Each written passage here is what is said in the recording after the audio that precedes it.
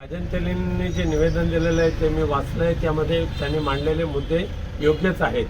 केवळ आणि केवळ सिंधुदुर्ग रत्नागिरीसारख्या डोंगरी भागांना ज्या काही सवलती मिळाल्या होत्या त्या पूर्णपणे काढून टाकायच्या, मुख्याध्यापकांची पदं काढून टाकायची, विशेष शिक्षकांची पदं काढून टाकायची, संच मान्यतेला जे निकर्ष होते डोंगरी भागाकरता ते रद्द करायचे आणि ह्या शिक्षणाचा बट्ट्याबोळ करायचा, हे काम शिक्षण मंत्री दीपकभाई केसरकरांनी केलेलं आहे।